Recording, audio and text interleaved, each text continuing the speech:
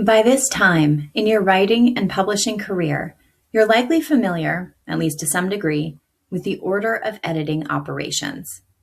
Manuscript development coaching to get you through the writing, developmental editing for the big picture of your story, substantive or line editing for language and delivery, copy editing for concision and consistency, proofreading to polish the package. The editing steps occur in order for valid reasons.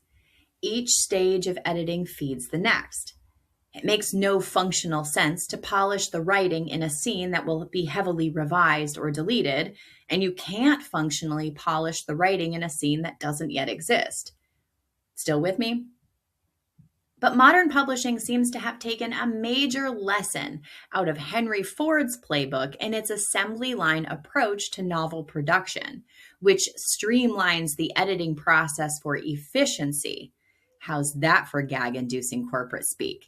Thus limiting or even eliminating time for creative imagining, meandering, and re-envisioning in service of your story. When the artist is no longer in charge of the creative process, how do they continue creating? Welcome back to the MetaStellar channel. E.S. Foster is out today convalescing from winter illness, so I'm here to share today's writing advice with you. I'm Fallon Clark, freelance story developer and line editor, managing editor of MetaStellar magazine, and author of speculative flash fiction. I'm also writing a novel about the psychological importance of the American dream. Stick around for this week's writing advice and peruse our past videos for topic-specific advice to get you what you need to write.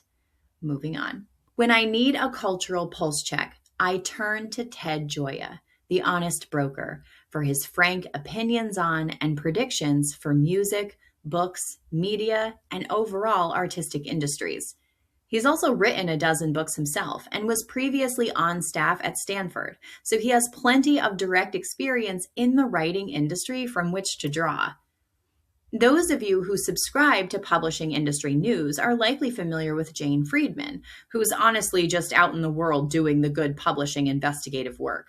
I've referenced several of her articles on craft and publishing in my writing advice columns and videos over the years, and I'll continue referencing her hard-earned wisdom for years to come. But limiting one's industry news to book publishing alone limits whether and how we see the bigger picture of art in the current age. Ted's most recent article was called "The Day New York Publishing Lost Its Soul." And while many of Ted's articles are behind a paywall, writers need to eat too, as you very well know, Ted made this gem freely accessible. While I won't summarize all of Ted's article here, it'll be well worth your time. Ted describes two publishing systems, the old system and the new. In the old system, publishers and editors were willing to take risks on new authors in service of developing writing careers. In the new system, though, the system in which we find ourselves today, many publishers and editors can't or won't take such risks. Ted writes, "Nowadays, editors make a commitment to a single book, and it must sell in large quantities. Authors who don't deliver are dropped faster than a bad Tinder hookup. It's more like playing the lottery than building a writer's career." The result has been the near death of the mid-list writer, which up until the 1990s was the pipeline to the established author's career. And modern publishing hasn't yet figured out how to cross the chasm between fresh new voice and household name, leaving a gaping cultural gap. Pantone's 2025 color of the year shows the weird state of culture in its choice of brown, a neutral, the color equivalent of a maybe, of a non-committal response, of a stubborn stain. While a reimagined creativity-productivity continuum may not solve all of modern publishing's problems, you know as well as I do that massive change begins with yet a single step. And I'm ready to move on from the stain of cultural stagnation to a future of artistic prosperity.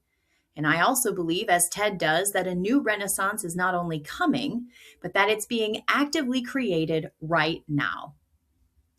Writing for the new Renaissance means taking risks and giving voices to the currently voiceless, those overlooked characters and themes that encourage, even demand, critical thinking in pursuit of meaning.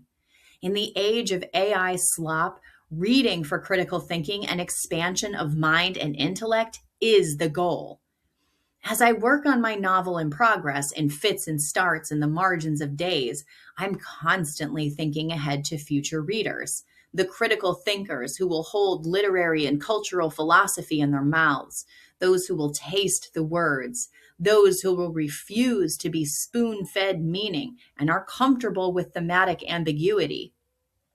I've also acknowledged to writers in the novel nest that it's taking me now 3 partial drafts to find the correct point of view and perspective voice for my novel. Hint, if you haven't yet found the correct point of view or perspective voice for your story, know that the right voice is probably the one that makes your belly hurt to think about writing.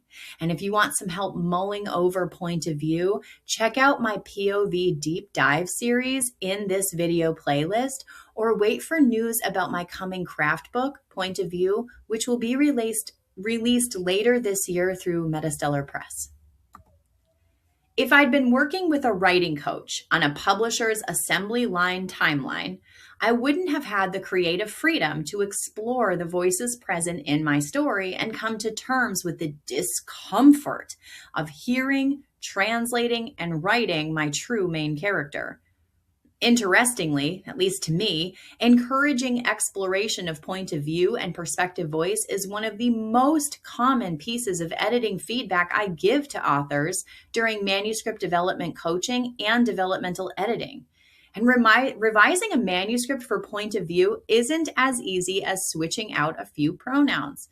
Transforming point of view and perspective voice requires a complete rewrite of the entire manuscript from start to finish. Modern publishing often puts developmental edits, as one example, on a rather strict timeline. If the editor has your manuscript for a month, you have around 2 weeks, maybe a month, to make your revisions. After that, the manuscript needs to go back to the publisher so it can be dropped onto the conveyor belt of production and reach the next editor within a project management framework. There's that corporate speak again. This happens because the publisher has decided your story has marketability right now, and they need to take advantage of the market demand in pursuit of sales. The publisher has a clear deadline they're working toward, and your creative process becomes a commodity at best, a threat to the deliverables deadline at worst.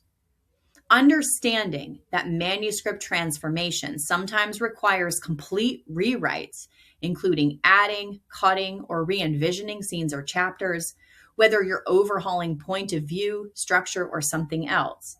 Understanding that language delivery for intention and meaning, and choosing the words best aligned with your character's voice, experience, and communication style.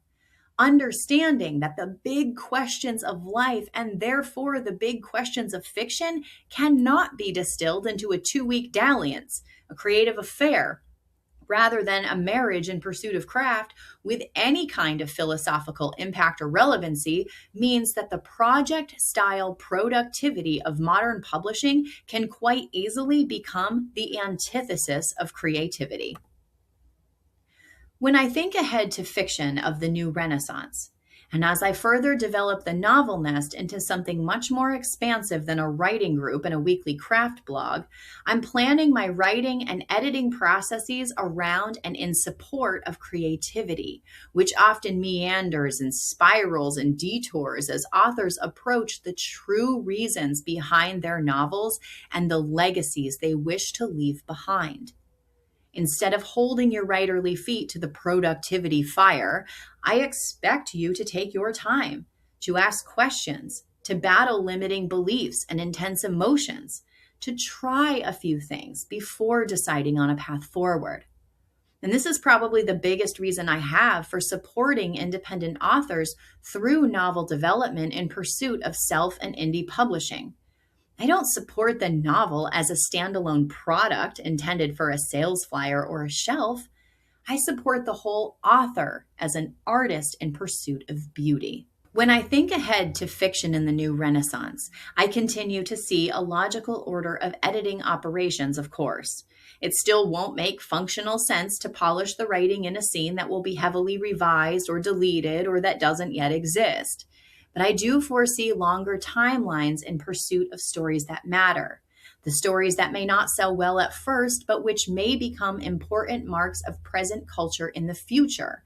The way The Great Gatsby was critically disregarded during F. Scott Fitzgerald's life because readers didn't get it, only to be dusted off and lauded as a hallmark of the 20th century American dream by the 1960s. And I view the editor as a critical partner and champion of artistry within the larger publishing industry. One of the sound bites I leave authors with often is that it takes twice as long to revise a manuscript as it does to write the manuscript. While you may balk at that assertion, "It took me a decade to write the novel. I can't take another decade to revise the damn thing," please know that I'm strictly speaking of time spent directly on the novel manuscript.